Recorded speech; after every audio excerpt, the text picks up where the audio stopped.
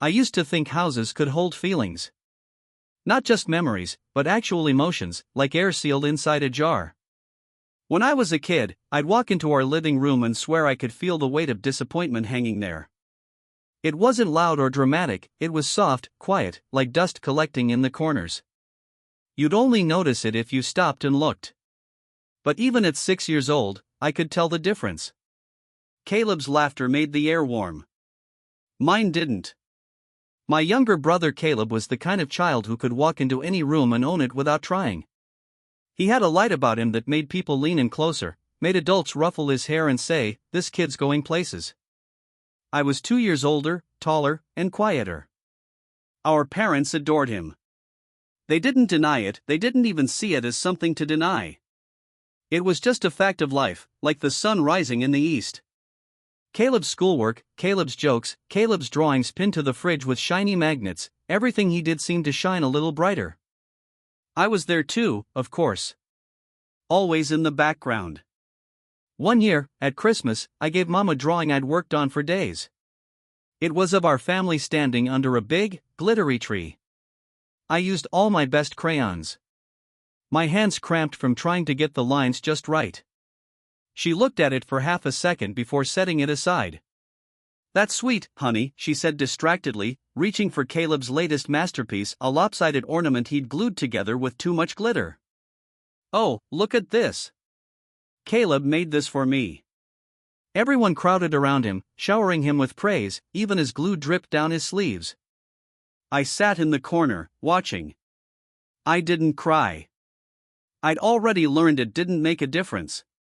The worst part was Caleb didn't rub it in. He never lorded it over me. He just absorbed it, like sunlight. When he scored a goal at his soccer game, Mom and Dad cheered so loudly you could hear them from across the field. When I finished the book report I'd spent weeks perfecting, they nodded and said, "Good job," before asking Caleb about his day. I started getting quieter. It was easier than competing. Our house was filled with photos, but you wouldn't know I lived there. On the hallway wall, frames were arranged like a museum exhibit: Caleb's first toothless smile, Caleb on his first day of kindergarten, Caleb winning the science fair. If you looked closely, you might catch a glimpse of me in the corner of a group shot, face half turned away, but there were no solo pictures. No one ever took them. By the time I was 12, I'd learned my place. I wasn't angry. Anger required someone to notice it, and no one did. I kept my grades up, stayed out of trouble. I made myself small. It became second nature. But no matter how small I tried to be, I couldn't disappear completely. I still remember the night Caleb broke Dad's favorite fishing rod. We were playing in the garage, using it like a pretend sword. Caleb swung too hard, and it snapped clean in half. We froze. "Don't tell Dad," he whispered. Of course I didn't. But Dad found it later that evening. I was the one who got blamed. I didn't even try to defend myself. It wouldn't have mattered. The years blurred together after that. Caleb thrived. He had friends, girlfriends, parties. My parents basked in his glow. I studied hard and worked part-time jobs, saving every dollar I could. The day I turned 18, I packed my bags and left for good. No one stopped me. No one asked where I was going. Dad just said, "Take care of yourself," without looking up from the TV. I closed the door quietly behind me and told myself I'd never look back. For a while, I believed that. I built a life that was mine alone. I went to college. Got a job. Met Sarah at 26, in line at a coffee shop where she spilled her drink on my shoes and laughed so hard I couldn't be mad. She was warm in a way I didn't know how to be. She saw me when I felt invisible, and it scared me at first. But I let her in. We got married 2 years later. Then Jacob was born. And everything I thought I knew about love cracked wide open. I'd been determined not to repeat the mistakes of my parents. I promised myself I'd make my son feel like the most important person in the world, because he was. I saw myself in him, the same quiet eyes, the same careful smile, and it broke me sometimes. But I wasn't going to fail him. One morning, when Jacob was 5, he came to me holding a drawing. "Daddy," he said softly, "can we go see your mommy and daddy?" I froze. The paper in his hand showed 2 stick-figure grandparents standing next to us, smiling. "Why do you want to see them?" I asked, my voice low. "Because they're family," he said brightly. "And I want them to love me too." That night, I told Sarah. She listened without interrupting, her hand wrapped gently around mine. "Are you sure you want to do this?" she asked. I didn't know.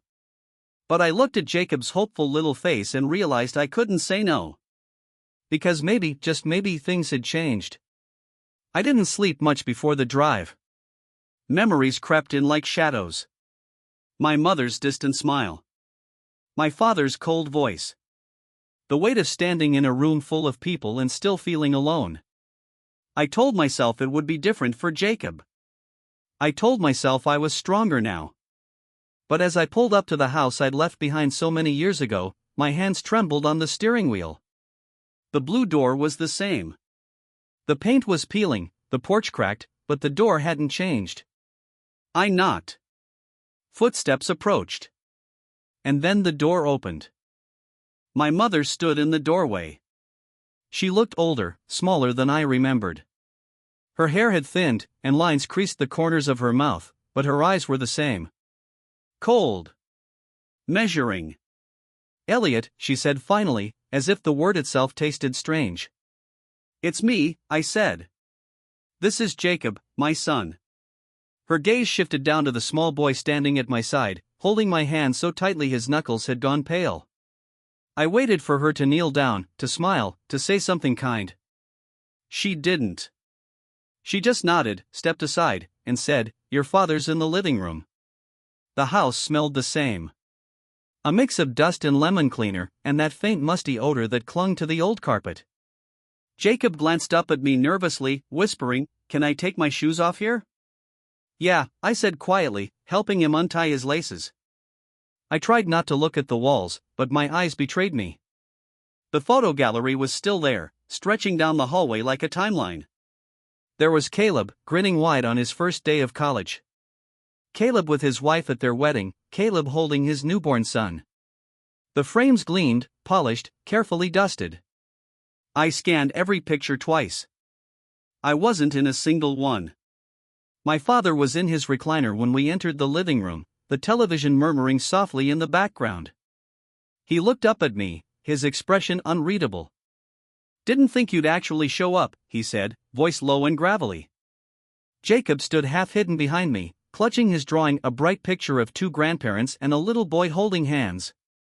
"This is Jacob," I said, guiding him forward gently. My father's eyes flicked to him, then away. "Nice to meet you," he said flatly. He didn't ask Jacob's age, didn't ask how we'd been.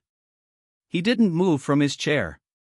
"Jacob made you something," I said, trying to fill the silence. The boy stepped forward nervously, holding out the paper with both hands. "I drew this for you," he said softly. "It's you and Grandma, and me and Daddy and Mommy. We're all together." My father took the drawing, glanced at it for less than 2 seconds, and set it on the coffee table. "Thanks," he muttered. No smile. No praise. No effort. Jacob stood there, waiting. My heart broke when he whispered, "Do you like it?" My father didn't even answer. We sat on the old couch. No one offered us tea. No one asked about Sarah, who had stayed home after I told her she didn't have to come. Jacob tried. God, he tried so hard. He told them about his favorite dinosaurs, about how he could almost ride his bike without training wheels. He laughed when he knocked over a coaster, quickly picking it up and saying, "Sorry."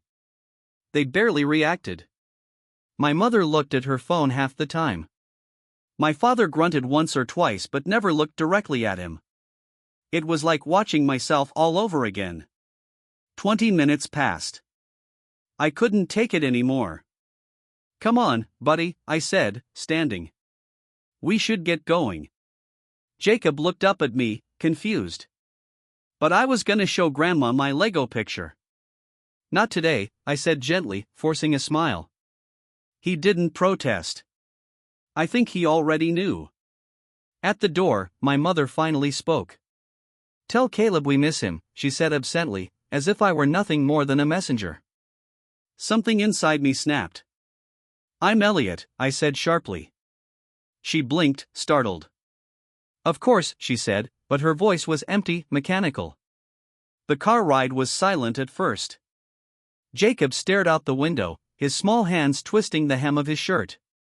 I gripped the steering wheel so tightly my knuckles ached. I wanted to scream, to pound the dashboard, to ask the universe why this cycle of rejection had to pass from me to my son. But I didn't. I kept my voice steady when he finally spoke. "Daddy?" "Yes, buddy?" "Did I do something wrong?" I had to pull over. The words felt like knives. I unbuckled my seatbelt and turned to him, tears burning my eyes. "No," I said firmly, taking his little face in my hands. "You did everything right. You're amazing, Jacob." "But they didn't like me," he whispered, his voice trembling. I pulled him into my arms, holding him so tightly I could feel his heartbeat against mine. "They don't know how to love," I said quietly.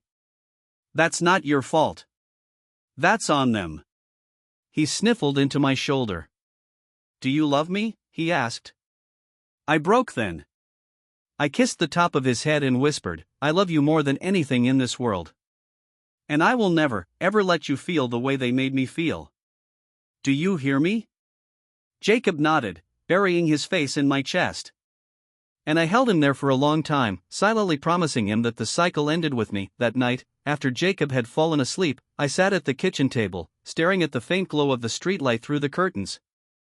Sarah sat across from me, her hands curled around a mug of tea that had gone cold. "How was it?" she asked softly. I opened my mouth to answer, but nothing came out. She didn't push. I thought I had buried my past years ago when I moved out. But walking into that house again, seeing those walls lined with Caleb's smiling face and not a single trace of me, it was like stepping into a wound that had never fully healed. And now Jacob had walked straight into it with me. "I should never have taken him there," I said finally, my voice raw. "You didn't know," Sarah said gently. "You were trying to give him something you didn't have." I laughed bitterly. "Exactly. And now he knows exactly what I felt as a kid, being invisible. How do I undo that?" "You don't have to undo it," she said. "You just have to show him that what he felt today doesn't define him." I stared at her, the truth of her words sinking in like cold water. But that didn't make it hurt any less. When I was a child, I used to lie awake at night imagining what it would be like to be Caleb. To walk into a room and see my father's face light up. To hear my mother brag about my achievements to her friends instead of shrugging when my name came up. To feel, just once, like I belonged. I'd promised myself I would never beg for their approval again. But a part of me had still been hoping, hadn't it?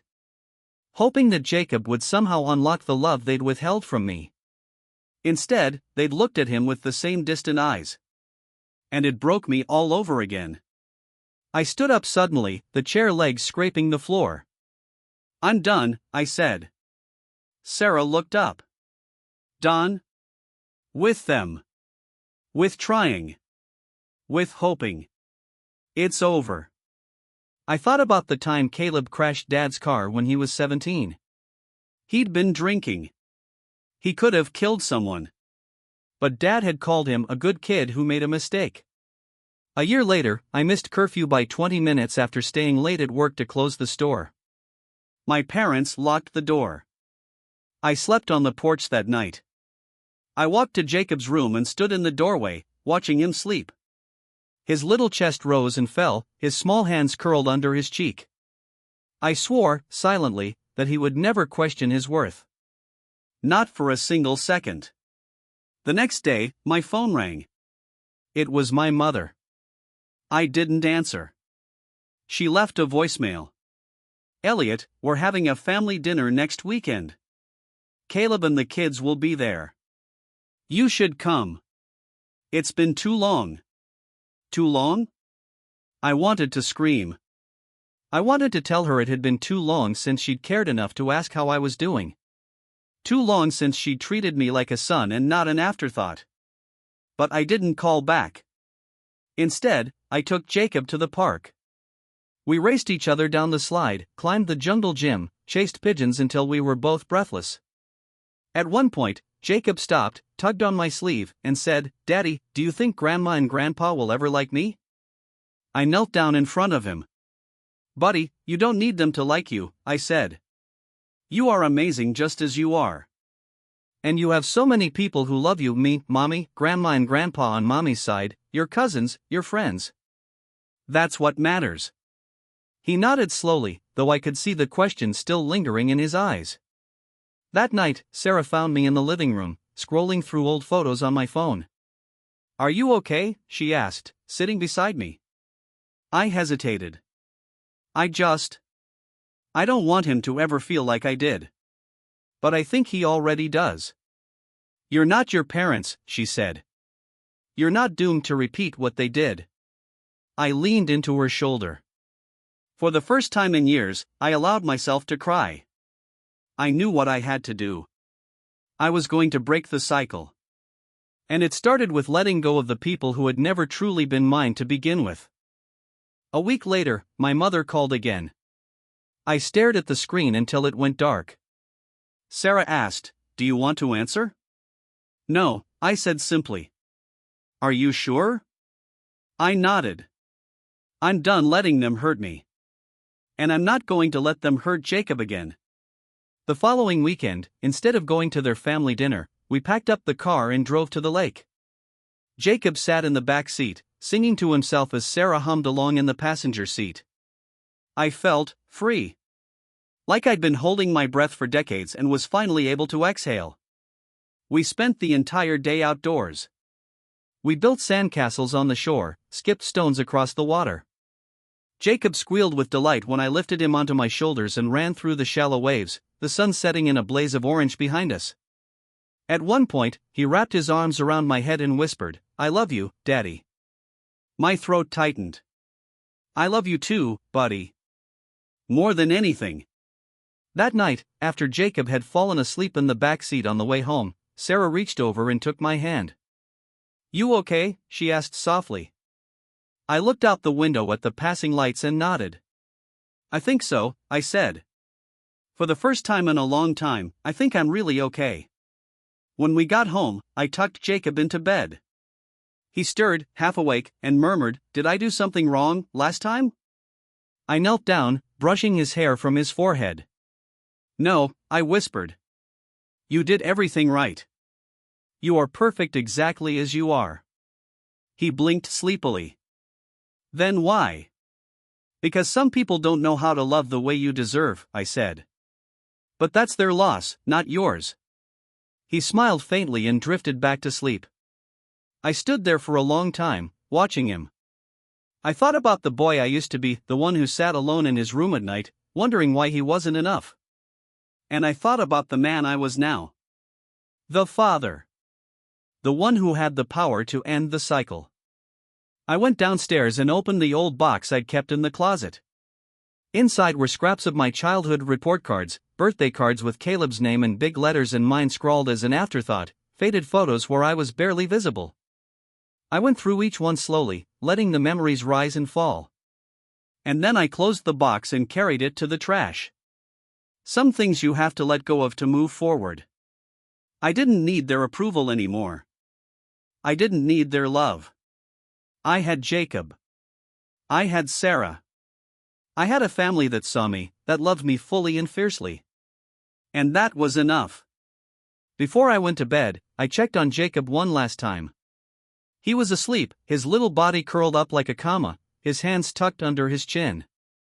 I whispered, "I love you," even though he couldn't hear me. And for the first time, I didn't feel like a ghost in my own life. I felt whole. The cycle ends with me.